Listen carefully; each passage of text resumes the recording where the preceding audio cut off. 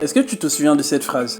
Vers l'infini et au-delà. Il y a de très fortes chances qu'en l'entendant, t'aies senti un truc, parce que tu sais exactement d'où ça vient, et surtout, ce que ça représentait. Sauf que, Buzz l'éclair que tout le monde connaît, sorti en 2022, a fait un flop monumental. Le Blanche-Neige sorti courant 2025 a tourné au désastre total. Ajouté à ça Disney Plus qui perd des milliards, nous, les gens qui avons grandi avec leur magie, on regarde tout ça en se disant « Mais qu'est-ce que vous avez fait ?» Ce même Disney qui a été capable de sortir des monuments intemporels du cinéma et surtout marquer toutes les générations, est-il en train de manquer le coche avec cette génération qui possède la moyenne de durée de concentration la plus faible de l'histoire? Parce que quand Disney se plante aujourd'hui, ça ressemble pas vraiment à un petit faux pas. Ça ressemble à un géant qui a oublié comment marcher par ses propres erreurs. Voici comment la magie de Disney s'est consumée et pourquoi c'est peut-être notre faute à nous.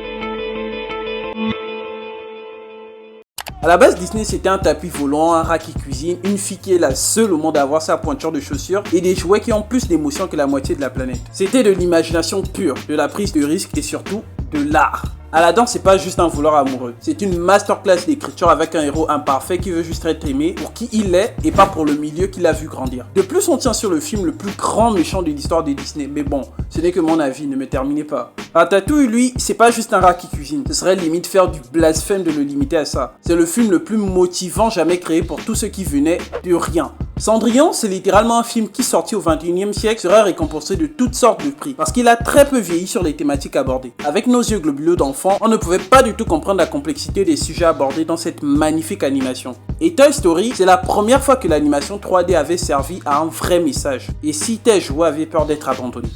Et puis à un moment, quelque chose s'est cassé. Disney a compris qu'au lieu de créer, processus certes gratifiant sur le long terme, mais peu rémunérateur à l'instant T, il pouvait juste rééditer. Buzz l'éclair, c'est le personnage que même ta grand-mère reconnaît. Tu pourras le dessiner avec un caillou sur le sable, tout le monde peut le reconnaître. Son spin-off, c'était censé être le film le plus facile à réussir depuis Avengers. Et pourtant, flop monumental. Pourquoi? Parce que le film n'a rien compris au personnage, il n'y a pas eu d'émotion, il n'y a pas de message. On a juste eu l'impression qu'ils ont voulu remplir le scénario avec des scènes qui n'avaient même pas lieu d'être. Et l'ironie, c'est qu'ils ont voulu le faire moderne, mais ils l'ont juste fait vide. Cette scène de Toy Story où Buzz réalise qu'il n'est pas un ranger de l'espace mais un jouet comme une centaine d'autres est plus touchante que tout le film de 2022 réuni. La différence entre un film qui te marque et un film que tu oublies avant même le générique est très facile à trouver. Prenons un classique, Ratatouille, un rat qui devient chef cuisinier. À la base, le concept est stupide, et là je suis gentil. Mais la façon dont c'est raconté, l'émotion, l'originalité et les thèmes, tu t'en souviens 20 ans après. Oui, ça commence à dater, désolé de vous rappeler que vous commencez à grandir ou vieillir. Idem pour Aladdin, Réponse, Toy Story 1, 2, 3. Je me limite à là. Ces films te touchent parce qu'ils parlent de nous. Dit comme ça, c'est un peu gnangnan, mais c'est vrai. La liberté, l'amour, l'amitié, les rêves, la peur de grandir sont des sentiments qui ont régi toute notre enfance. Maintenant, compare ça avec les remakes récents. C'est comme si on avait donné les clés du studio à un algorithme qui ne comprend pas les émotions humaines, mais qui connaît très bien le mot rentabiliser. Et c'est là que ça devient triste. On a grandi avec un Disney qui parlait à notre cœur. Aujourd'hui, nos petits frères, sœurs, futurs enfants grandissent avec un Disney qui leur parle comme à des clients. Parlons de Disney+. Lui, il a été une bénédiction, puis progressivement une catastrophe. Quand un Disney sortait au cinéma, c'était un événement national, voire international. Tu programmais la sortie des mois à l'avance. Tu mangeais ton popcorn tout en versant une petite larme devant la bande-annonce. Même si t'étais pauvre, t'allais au cinéma pour Disney. Aujourd'hui, t'es chez toi, Netflix est ouvert, Disney+ traîne dans un coin, et tu lances un film Disney comme on lance une vidéo YouTube en mangeant des pâtes.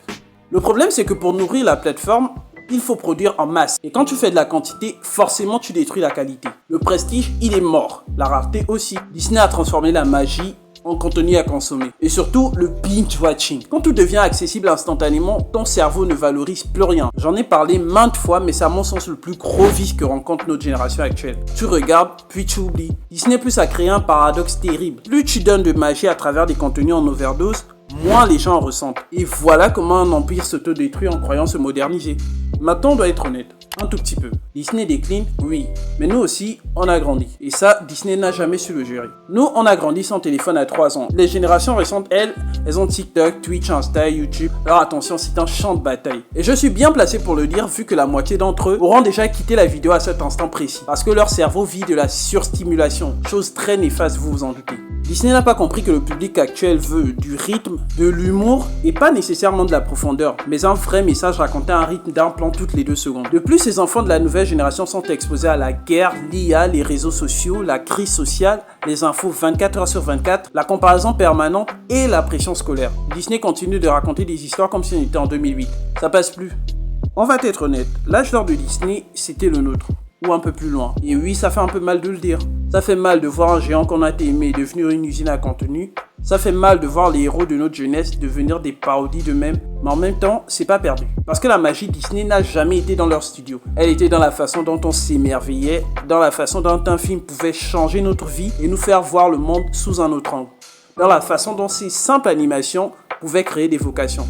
Et même si on a grandi, les générations qui arrivent connaîtront peut-être un âge d'or encore plus beau que le nôtre. Parce que Disney a construit nos rêves et j'espère sincèrement qu'il construira aussi ceux de la prochaine génération. Bref, prochain épisode en 5 secondes. Ciao!